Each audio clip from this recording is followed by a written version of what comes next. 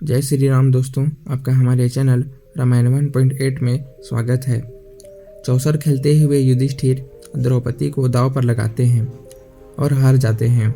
इसके बाद भरी सभा में दुशासन द्रौपदी का चीरहरण करते हैं। द्रौपदी कहती है कि हस्तिनापुर नरेश धृतराष्ट्र, आपकी सभा में एक नारी का अपमान हुआ है। जिसके शरीर को सूर्य की रोशनी ने न देखा हो, उस नारी का वस्त्रहरण हुआ है। द्रौपदी गुस्से में पूरी सभा में मौजूद महाराजाओं को श्राप देती है। तभी गांधारी उन्हें रोकती है। द्रौपदी की हालत देखकर गांधारी फूट फूट कर रोने लगती है। वह द्रौपदी के आगे हाथ जोड़कर कहती है कि श्राप मत देना, ये लोग जैसे भी हैं तेरे हैं, तू सबको क्षमा कर दे। द्रौपदी बोलती है, सबको माफ कर दूंगी, लेकिन दुर्योधन, दुशासन और शकुनी मामा को नहीं। गांधारी द्रौपदी को श्राप देने से रोक देती है। गांधारी द्रौपदी के पास जाती है और उसे गले लगा लेती है। वो बोलती है कि दुर्योधन, अपनी भाभी का वस्त्रहरण तो करवा चुके हो, अब दुशासन से बोलो कि वह तेरी माँ का भी वस्त्रहरण करे। गांधारी, पुत्री, मैं जानती हूँ कि तुम पर जो अन्याय हुआ है वह अक्षम्य है। एक स्त्री पर इस प्रकार का अत्याचार देखकर मेरा हृदय व्यथित है। मेरे पुत्रों ने जो किया वह अधर्म है। मैं तुमसे क्षमा मांगती हूँ। द्रौपदी कहती है, महारानी, यह अन्याय केवल मुझ पर नहीं बल्कि संपूर्ण स्त्री जाति पर हुआ है।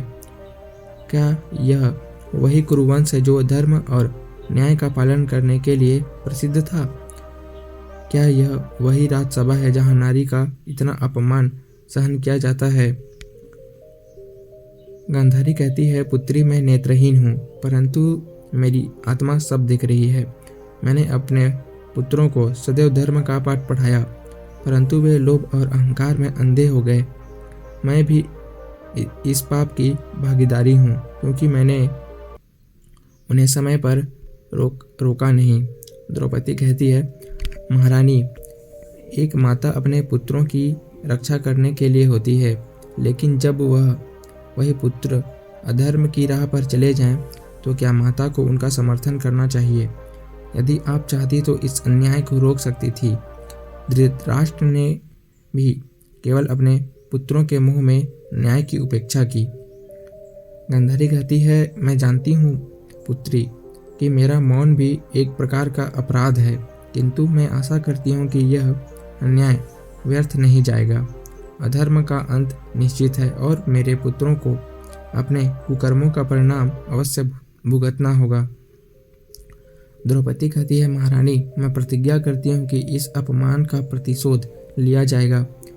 जिस सभा में धर्मराज युधिष्ठिर को छल से हराया गया, जिस सभा में पांडवों के पराक्रम की अवहेलना हुई और जहाँ एक स्त्री का चीरहरण किया गया, उस सभा का अंत निश्चित है।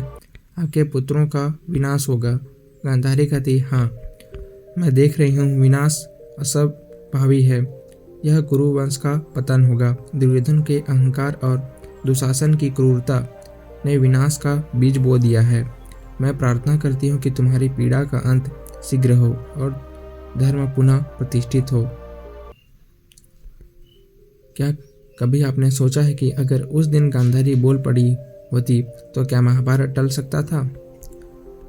हस्तिनापुर की सभा में जब द्रौपदी को बालों से घसीटते हुए लाया गया, जब उसका चीर हर लिया गया, जब एक एक धर्मगुरु, योद्धा, महारथी मौन खड़े थे, तब एक नारी भी चुप थी, गांधारी। वो गांधारी जिसने आंखों पर पट्टी इसलिए बांधी थी कि वो अपने पति के सुख दुख में सहभागी बने, पर उस पट्टी ने उस दिन एक स्त्री की पीड़ा से उन्हें अंधा कर दिया। द्रौपदी चिल्लाई, पर सभा में कोई नहीं बोला, गांधारी भी नहीं। जब दासी ने आकर कहा, रानी माँ, आपकी बहू जैसे द्रौपदी की लाज छीनी जा रही है, गांधारी कांपी। उनका अंतर्मन चिल्लाया, उठो, बोलो, रोको, पर वह चुप रही। क्यों? क्योंकि उनके धर्म की परिभाषा मौन थी।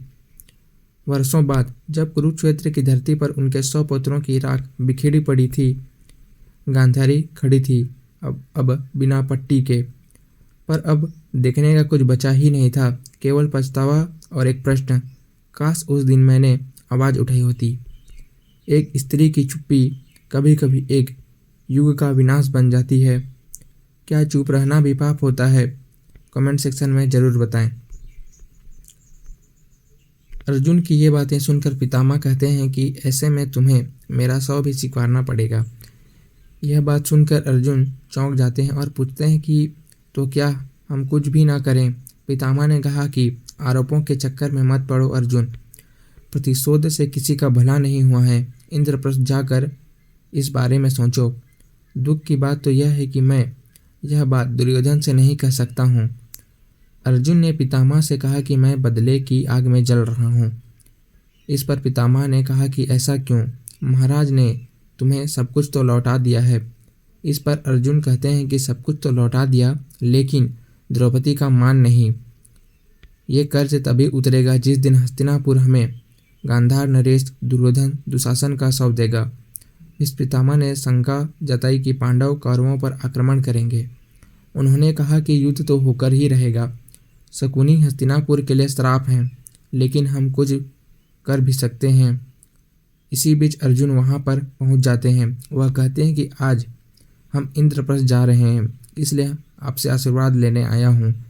द्रौपदी के चिरहरण भीष्म पितामह बहुत दुखी हैं। भीष्म पितामह ने कहा कि द्रौपदी ने भरी सभा में मुझसे पूछा कि अगर वह मेरी पुत्री होती तो क्या तब भी वह चुप रहते? मैं इस प्रश्न का जवाब ढूंढ रहा हूँ।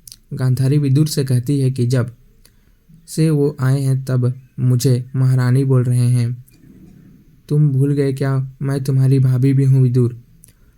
विदुर ने जवाब दिया कि जब दुर्योधन ने सब लेख सामने मुझसे सभा से बाहर निकल जाने के लिए कहा तो समय महाराज ने दुर्योधन को नहीं रोका। मैं किस मुंह से आपको भाभी श्री कहूँ?